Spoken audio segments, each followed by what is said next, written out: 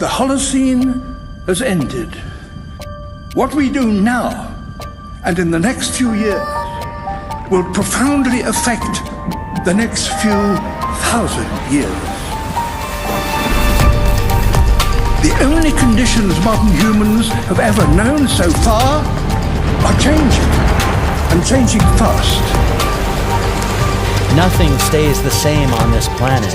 Everything changes. The Earth is going into one of these jumps, and you don't know what is going to be on the other side of those jumps. The Earth is always jumping.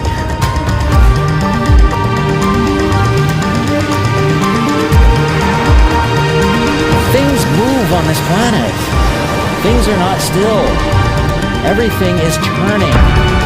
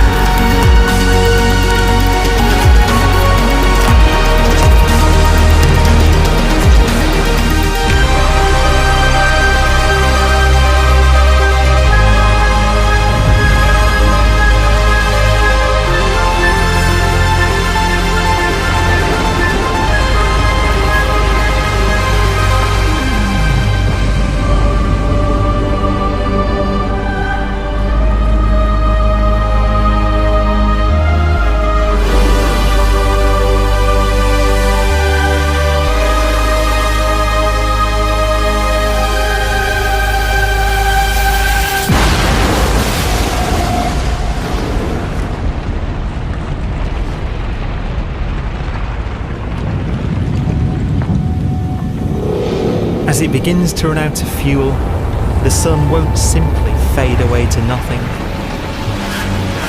Its core will collapse, and the extra heat this generates will cause its outer layers to expand.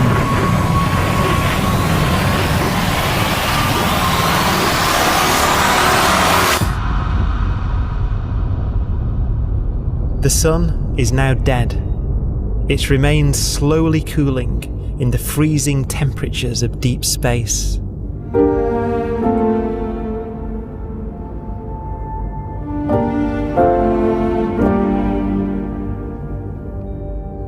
The fate of the sun is the same as for all stars. One day they must all eventually die, and the cosmos will be plunged into eternal night. All stars eventually will run out of fuel. The temperature of the universe drops. The stars, one by one, in the night sky, will turn off. And there'll be no more new stars created. And so that the universe will end not with a bang, but with a whimper. And not in fire, but in ice.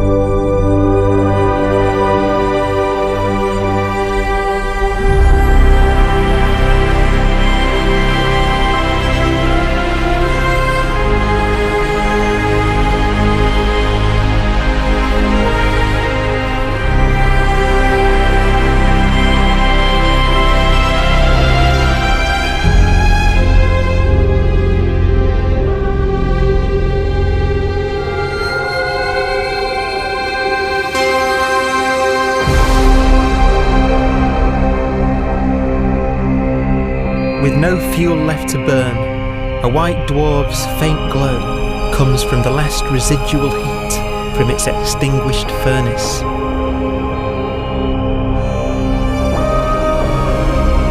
Looking at it from where the Earth is now, it would only generate the same amount of light as the full moon on a clear night.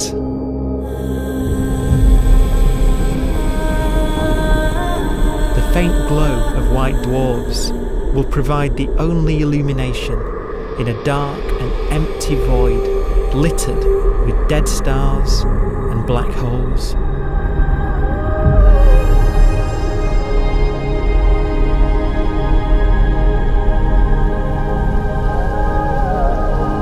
some ways, it's kind of a ghost universe. It's the corpses, the zombie stars, that will take us into the future.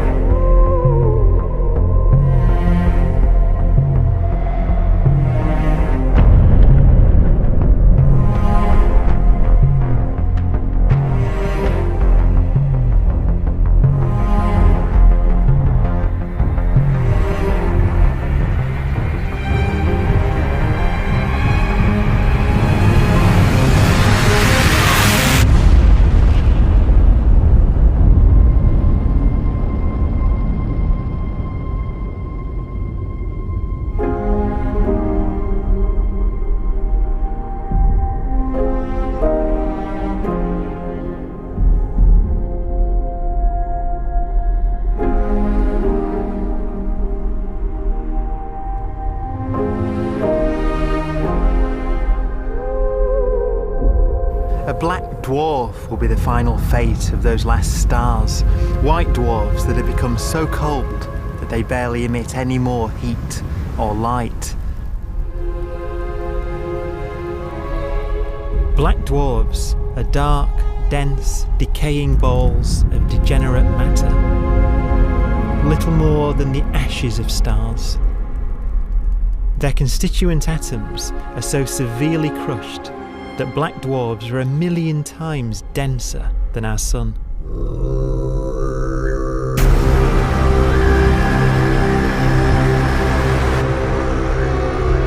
Stars take so long to reach this point, we believe there are currently no black dwarfs in the universe.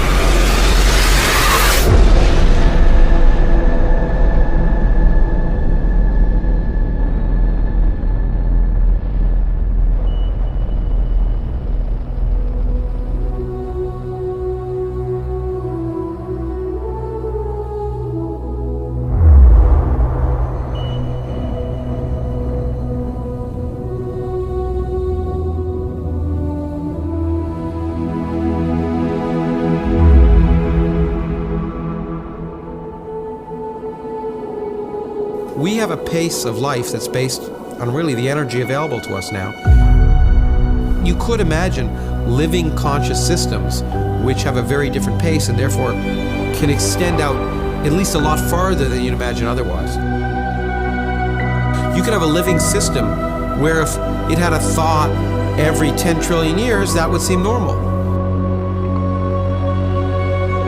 Even if our life dies out, one could imagine at some time arbitrarily far in the future, a fluctuation occurs which allows intelligent life to exist again for a little while.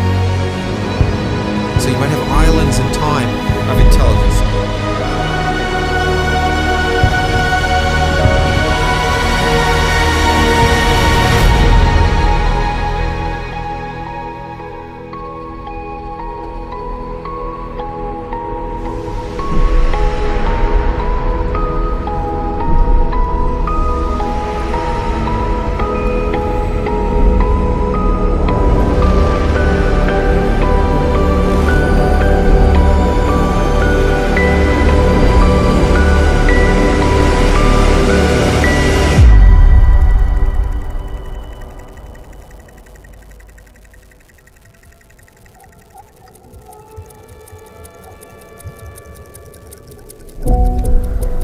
Proton, one of the fundamental building blocks of atomic matter, of what makes us up, can just spontaneously fall apart. Any material that evades the pull of a black hole eventually dies away as its protons disintegrate.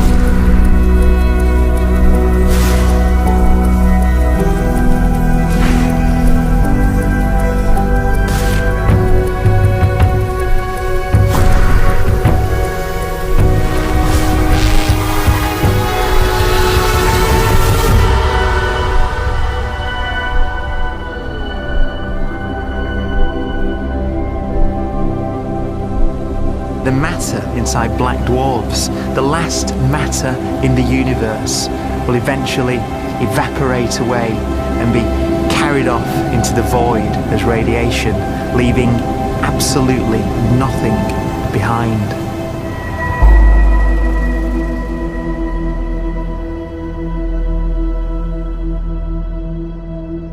With the black dwarfs gone, there won't be a single atom of matter left. All that will remain of our once rich cosmos will be particles of light and black holes.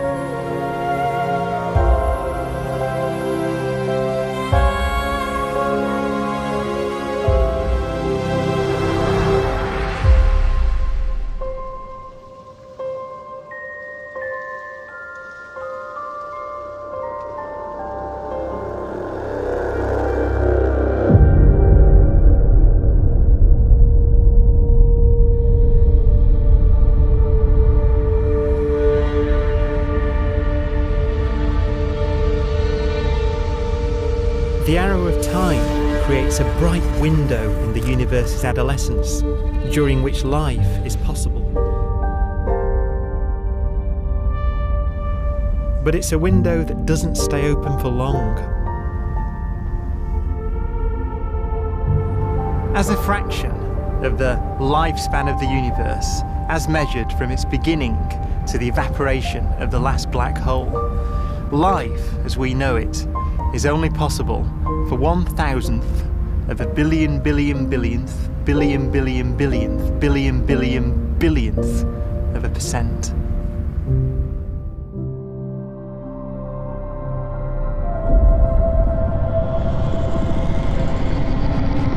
Black holes become the fundamental building block of the universe. A galaxy will basically be a supermassive black hole in a center with smaller black holes orbiting it. Zombie galaxies filled with black holes continue to evolve.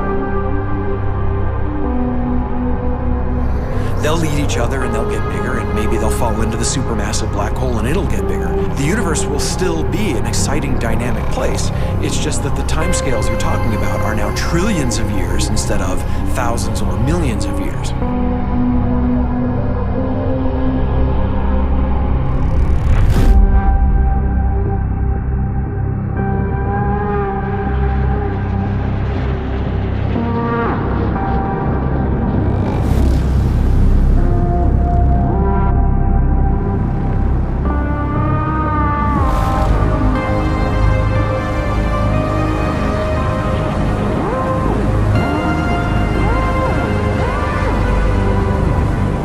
Black holes can bang on space-time like mallets on a drum.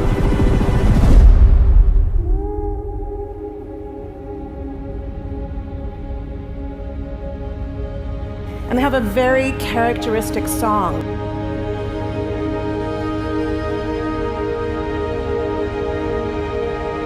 Imagine two black holes that have lived a long life together. At the end of their lives, they're going around each other, crossing thousands of kilometers in a fraction of a second. As they do so, they leave behind in their wake a ringing of space, an actual wave on space-time.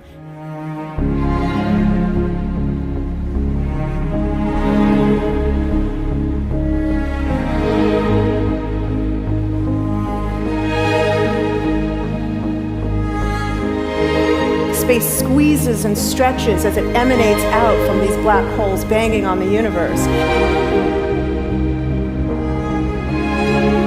Those are the gravitational waves. They are literally the sounds of space ringing. And they will travel out from these black holes at the speed of light as they ring down and coalesce to one spinning, quiet black hole.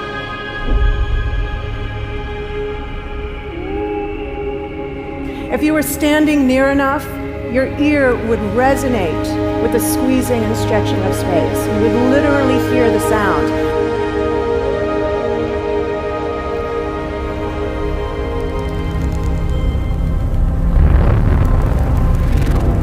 Imagine a lighter black hole falling into a very heavy black hole. The sound you're hearing is a light black hole banging on space each time it gets close.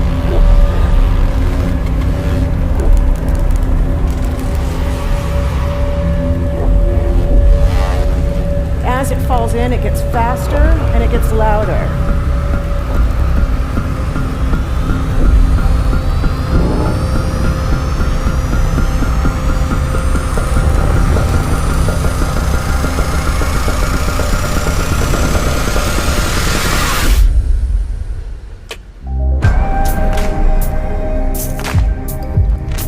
Scientists used to think black holes were immortal, but even these will one day die. Now we're talking about timescales of unimaginable length, quadrillions of years into the future. On that timescale, even the black holes begin to evaporate.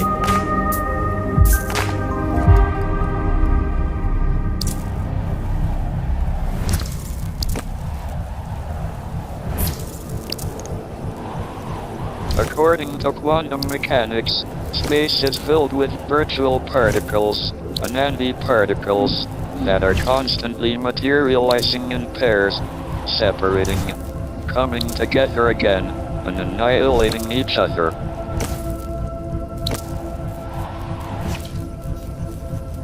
In the presence of a black hole, one member of a pair of virtual particles may fall into the hole, leaving the other member without a partner with which to annihilate. The forsaken particle appears to be radiation emitted by the black hole. And so, black holes are not eternal. They evaporate away at an increasing rate until they vanish in a gigantic explosion.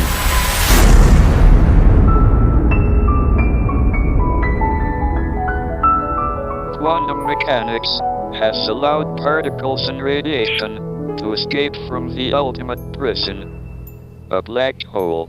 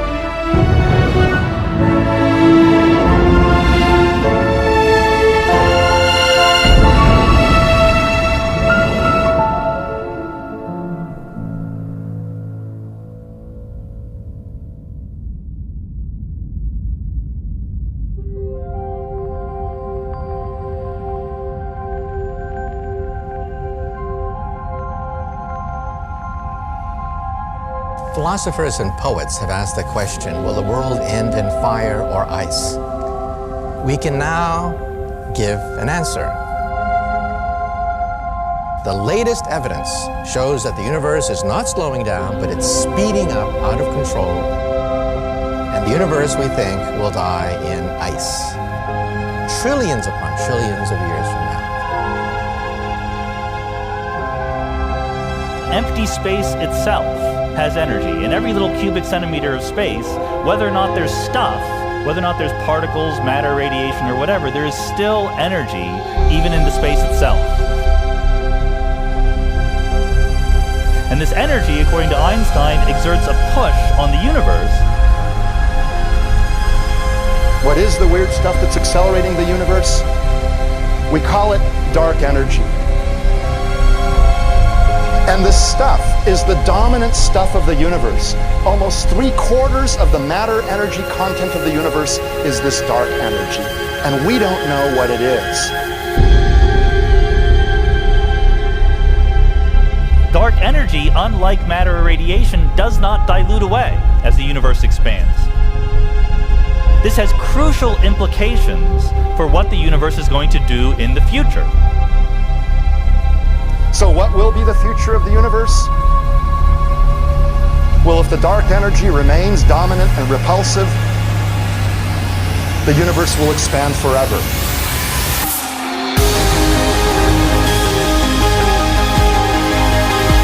Faster and faster and faster with time. A runaway universe.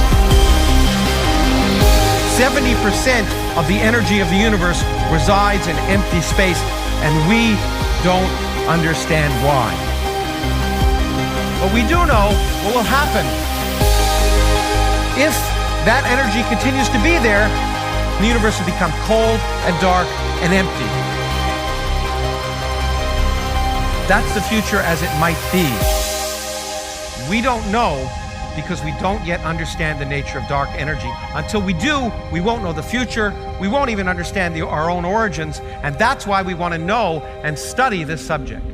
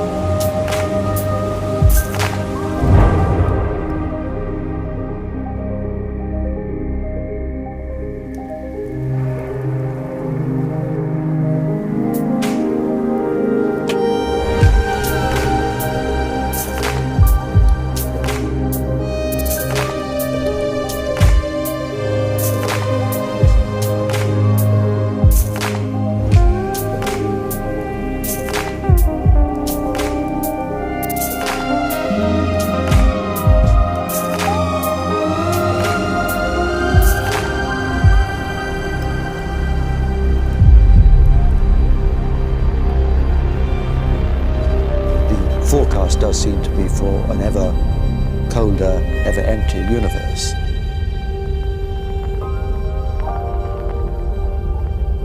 But then, of course, we have to ask, could that end lead to a new beginning? And there are ideas whereby what actually is the end of our universe could in some sense be linked to the beginning of a new one.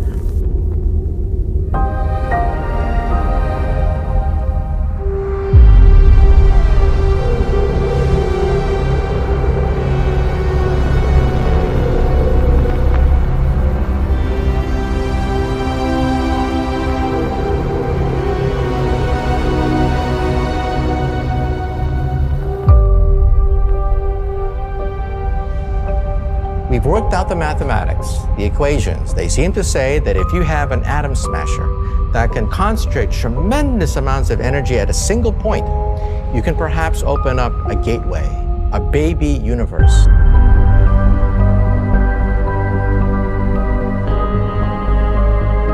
Facing the death of everything there is, this perhaps is their only possibility of escape.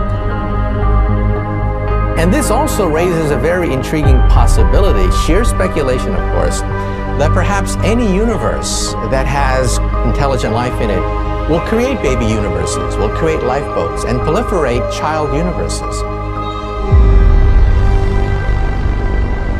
So an evolution may take among universes in the multiverse. Survival of the fittest may take place. So those universes which do not have intelligent life are infertile. They have no children. But those universes that have mild temperatures, stars like us, would create civilizations that could open up child universes, and they would then proliferate.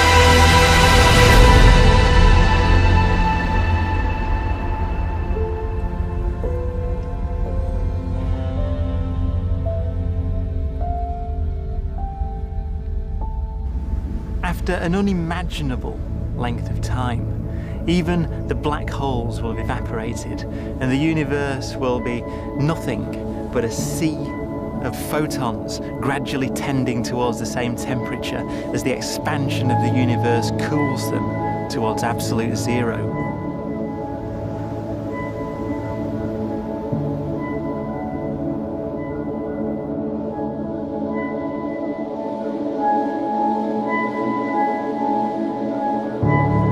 Once the very last remnants of the very last stars have finally decayed away to nothing, and everything reaches the same temperature, the story of the universe finally comes to an end. For the first time in its life, the universe will be permanent and unchanging. Entropy finally stops increasing because the cosmos cannot get any more disordered. Nothing happens, and it keeps not happening forever.